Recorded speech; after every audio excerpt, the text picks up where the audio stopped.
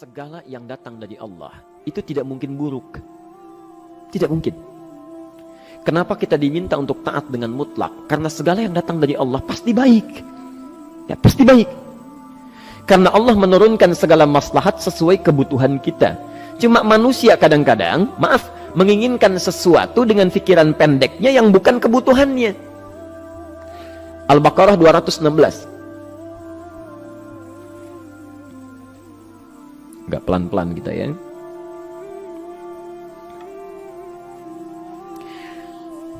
Bapak Ibu kalau diminta milih, pilih motor, pilih mobil. Pilih motor, pilih mobil. Kalau sebagai manusia biasa pilih motor, keterlaluan itu. Umumnya akan memilih mobil. Akan memilih mobil umumnya. Tapi kadang-kadang kita menginginkan sesuatu yang tinggi, menurut Allah itu bukan kebutuhan kamu. Kebutuhan kamu itu motor. Ya. Keperluan kamu motor. Kalau kamu punya mobil, sulit nantinya. Gangnya sempit, mesti bikin garasi, anggaran bertambah, dipikirin juga. Capek. Sudah, motor saja, terbebas dari banyak kemacetan. Mampu diurai, tidak banyak difikirkan. Pelan-pelan. Turun ayat, kutiba alaikumul qitalu wa huwa kurhul lakum. Ya. Diwajibkan atas kalian berperang. Dulu orang diminta jihad gelisah, ya. Gelisah. Nah, kalau ada perintah Allah yang melahirkan kegelisahan, ini maknanya. Maknanya, ya. Tidak harus dalam konteks jihad yang fisik, ya. Jihad, melawan hawa nafsu kita. Jihad melawan pikiran kita. Jihad melawan prasangka buruk kita. Kadang-kadang ada keinginan kita yang kita inginkan menurut Allah itu belum baik untuk kita. Nah, sifat manusia ketika diberikan oleh Allah keputusan yang terbaik, kadang-kadang ada sifat dalam hatinya gejolak, belum bisa menerima. Ya. Ada gejolak di hatinya. Dalam keadaan demikian kata Quran, kutiba alaikumul qital. Kalau Anda merasakan sesuatu sedang ada gejolak di jiwa, sulit menerima ketetapan Allah, maka perangi perasaan-perasaan buruk itu. Wa huwa kurhul lakum, walaupun itu sulit. Walaupun itu sulit. Jangan berprasangka buruk dulu pada Allah. Ayat yang indahnya, perhatikan kalimatnya.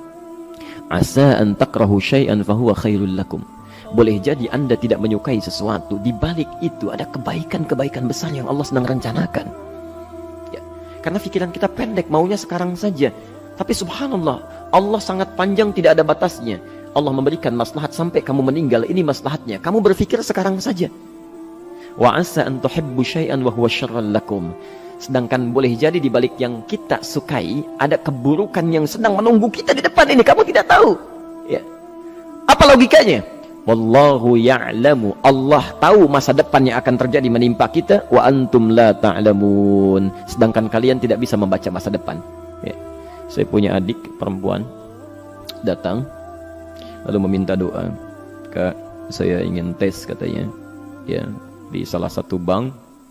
Kemudian sudah pada tahap akhir yang menurut hitung-hitungan manusia dan perkiraannya insya Allah lulus, karena tidak ada alasan apa-apa lagi untuk tidak meluluskan.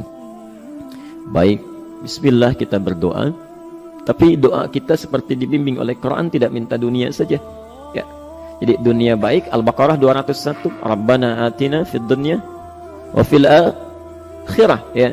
Dunia minta baik, akhirat minta baik. Tapi aturan dunia dan akhirat ini jangan disebandingkan, rugi. Dunia itu kecil, ya, akhirat lebih besar. Dunia itu kecil. Makanya diatur di Al-Qasas, ya, ayat 77 sampai 78 itu. Aturannya wabtaghi fima atakallahu daral akhirah wa la tansa nasibaka minad dunya. Minta seluas-luasnya akhirat, tapi dunia jangan berlebihan. Ya. Sekedar mencukupi kebutuhan kita saja. Ya. Pakaian, Bapak Ibu sekalian, ya, kita beli pakaian sesuai kebutuhan saja, jangan berlebihan. Ya. Cukup ketika kita akan sholat, layak, indah dalam pandangan Allah. Ketika kita akan bermuamalah, bagus, tidak mengecewakan orang lain, sudah. Maka waktu selebihnya, ketika kita mencari sesuai kebutuhan, waktu selebihnya bisa digunakan untuk memperbanyak ibadah. Tidak banyak energi terbuang, uang juga terbuang, tenaga juga terbuang. Bayangkan kalau keinginannya macam-macam. Wah, ingin baju terbaru, ingin tasnya Hermes, mereknya dari Paris, sekarang juga mesti dibeli. Wah, uangnya sudah 400 juta keluar, tenaga mesti keluar, beli tiketnya macam-macam dan sebagainya. Habis waktu untuk mengejar dunia, ibadah tertinggalkan. Di rumusnya dunia itu secukupnya saja. Nah, yang paling menarik, Kita doakan supaya Allah memberikan kebaikan dunia dan akhiratnya yang paling utama. Maka datanglah dengan lesu mengatakan, saya tidak lulus katanya. Kenapa? Saya bilang, saya tidak tahu, saya sudah berusaha. Tapi konon kabarnya, saingan saya adalah anak salah satu pejabat. Masya Allah.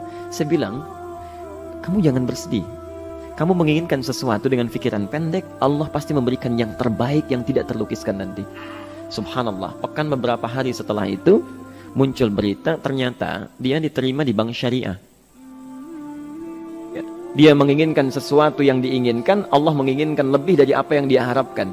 Dikasih bank syariah, di situ terjaga, meningkat keagamaannya, terjaga hijabnya, segalanya, dan disitulah kemudian diarahkan untuk menemukan jodohnya. Masya Allah. Dia berpikir saat itu Allah merencanakan masa depannya. Ya. Jadi apa yang Allah sudah rencanakan pasti baik, Pak, Bu. Jadi tadi dari salat subuh yang pertama kali ingin disampaikan adalah, coba dilihat sampai subuh ini, adakah aturan Allah dan Rasulnya yang sampai subuh ini pernah kita langgar, pernah kita ragukan. Barangkali itu yang membuat kehidupan kita sulit. Ya. Allah, Rasul membuat aturan. Dan ada 4 tipikal orang, ya, 4 tipikal orang bila dihubungkan dengan aturan yang Allah dan Rasul sudah buat itu. 1, ada yang ikut aturan. Maka orang seperti ini kata Quran, yuridullahu bikumul yusra wala yuridu bikumul usra. Al-Baqarah 185.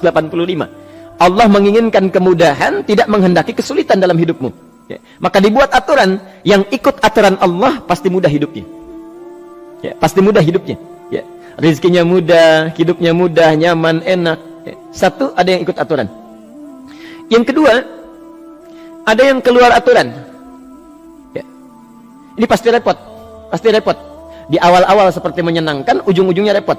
Allah bilang, jujur, jangan berdusta. Kalau dusta celaka. Wailul lil mukadzibin. Celaka bagi para pendusta. Dia keluar aturan, dia berdusta. Awal-awal memang nikmat. Besok. Ya. Pak, ini amplop siapa ya? Ya. Maaf Pak, ini amplop memang ini khusus Pak, anggaran tertentu, tidak ada kaitan dengan proyek ini. Padahal ada kaitan dengan proyek, dia sisihkan untuk kepentingan pribadinya. Bohong. Saat itu merasakan enak dapat tambahan, besok-besok dikejar-kejar sama aparat kepolisian. Ya. Celaka. Wail, itu sudah keluar aturan pasti celaka. Ya.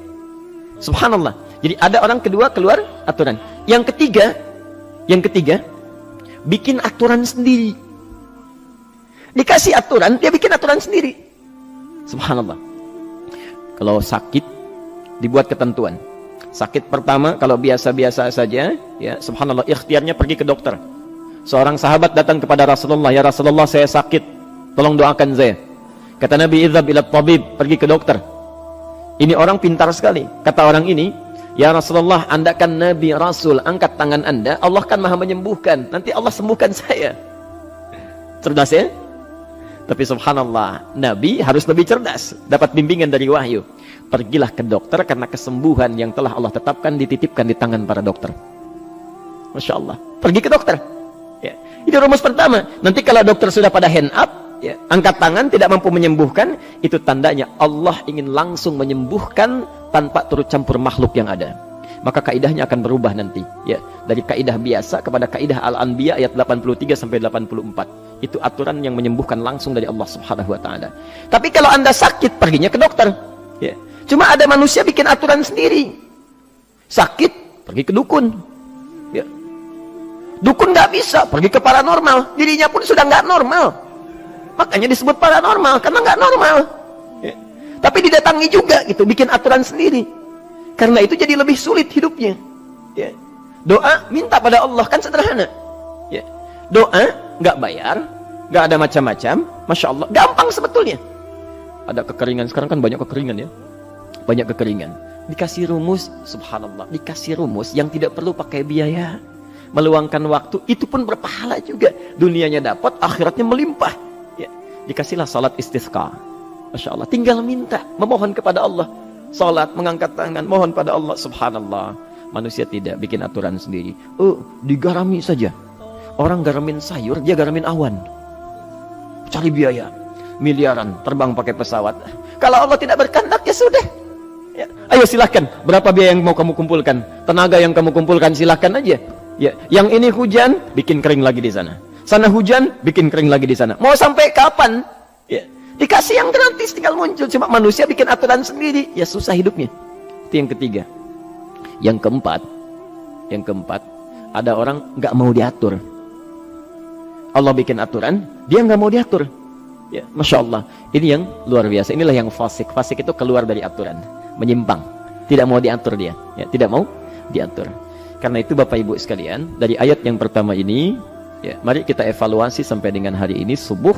Dari ayatnya memang sederhana, singkat, padat, cuma satu ayat. Tapi meminta kita untuk melihat, sudahkah sampai hari ini taat pada Allah dan Rasulnya? Yang kedua, ketaatan kita apakah selalu ragu atau sudah melahirkan keyakinan yang paripurna? Ya. Yang ketiga, pelajari aturan-aturan Allah terkait kehidupan kita. Aturan sholat, aturan muamalah, ya, aturan beraktivitas, aturan berumah tangga. Pelajari itu supaya mendapatkan kemudahan. Biasanya kesulitan didapatkan karena kita belum mengenal aturan Allah dan Rasulnya.